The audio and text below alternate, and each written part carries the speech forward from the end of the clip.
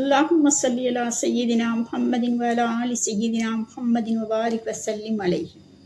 அஸ்ஸலாமு அலைக்கும் வ ரஹ்மத்துல்லாஹி வ பரகாத்துஹு. ஸலவாத்தும் ஸலாமும். அடியார்கள் அல்லாஹ்வின் தூதருக்காக செய்கின்ற துஆவுக்கே ஸலவாத் மற்றும் ஸலாம் என்று கூறப்படும். நபி ஸல்லல்லாஹு அலைஹி வஸல்லம் அவர்கள் அல்லாஹ்வின் நேசர் ஆவார்கள். அவர்களது அந்தஸ்தும் கண்ணியமும் மிக உயர்ந்ததாகும். நிச்சயமாக நமது ஸலவாத்தும் ஸலாமும் அவர்களுக்கு ஒருபோதும் தேவை கிடையாது. ஏனெனில் நபி ஸல்லல்லாஹு அலைஹி வஸல்லம் அவர்களின் சேவை மனித சமுதாயத்திற்கு கணக்கற்றதாக உள்ளன. ஒருவர் தமது உடல், பொருள், ஆவி அனைத்தையும் தியாகம் செய்தாலும் அவை அன்னாரின் உதவிக்கு பகரமாக ஆகாது. குர்ஆனில் சூரா அஹ்ஸாபில் அல்லாஹ் தஆலா ரசூலுல்லாஹி ஸல்லல்லாஹு அலைஹி வஸல்லம் அவர்கள் மீது ஸலவாத் ஓதுமாறு கட்டளையிட்டுள்ளான். அல்லாஹ் கூறுகிறான், இன்னல்லாஹ வ மலாயிகத்துஹு யுஸல்லூன அலன் நபிய்யி யா அய்யுஹல்லதீன ஆமனு ஸல்லு அலைஹி வ ஸல்லிமு தஸ்லீமா. நிச்சயமாக அல்லாஹும் அவன் மலக்குகளும் நபியின் மீது அருள் வாழ்த்து கூறுகிறார்கள். இறை நம்பிக்கையாளர்களே, நீங்களும் அவர் மீது அருள் பொழியக் கோரி ஸலவாத்தும் அழகிய முறையில் ஸலாமும் கூறுங்கள். நபி ஸல்லல்லாஹு அலைஹி வஸல்லம் அவர்கள் நவின்றார்கள், எவர் என் மீது ஒரு முறை ஸலவாத் கூறுவாரோ அல்லாஹ் அவர் மீது 10 முறை ரஹ்மத்துகளை பொழிகிறான். அவரது 10 பாவங்களை மன்னித்து 10 அந்தஸ்துகளை உயர்த்துகிறான்.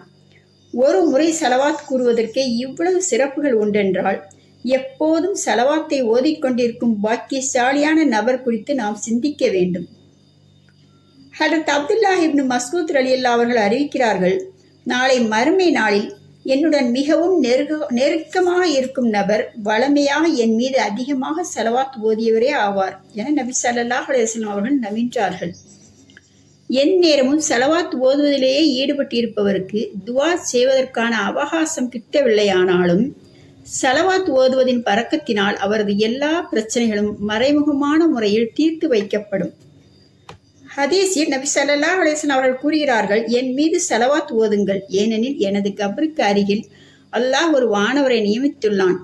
எவராவது என் மீது ஸலவாத்து கூறினால் என்னிடம் அந்த வானவர், முஹம்மதே, இன்னாரின் மகன் இன்னார் இப்போது உங்களின் மீது ஸலவாத் கூறியுள்ளார் என்று கூறுகிறார்.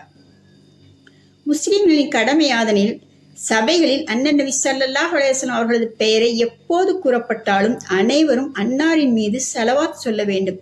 குறைந்தபட்சம் ஸல்லல்லாஹு அலைஹி வஸல்லம் என்றாவது அவசியம் கூற வேண்டும்.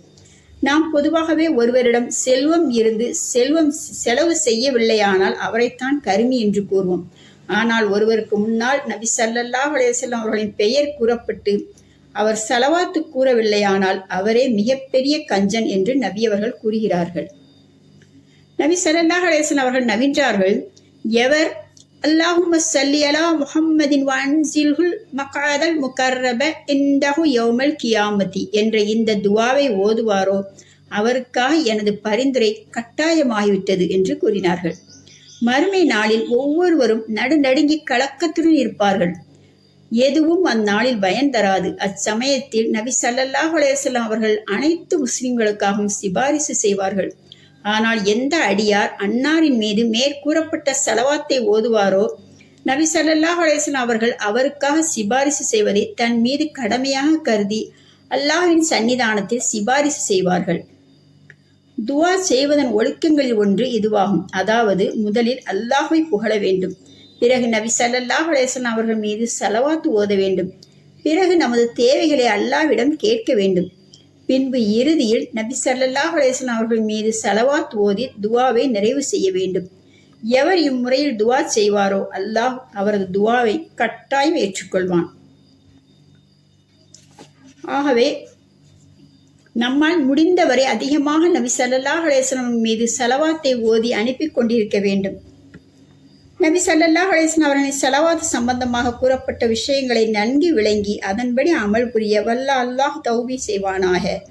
அதிகமாக ஸலவாத் ஓதும் ஆற்றலை நம் அனைவருக்கும் அல்லாஹ் வழங்குவானாக. வாஹிர் தஅவானா அல்ஹம்துலில்லாஹி ரப்பில் ஆலமீன்.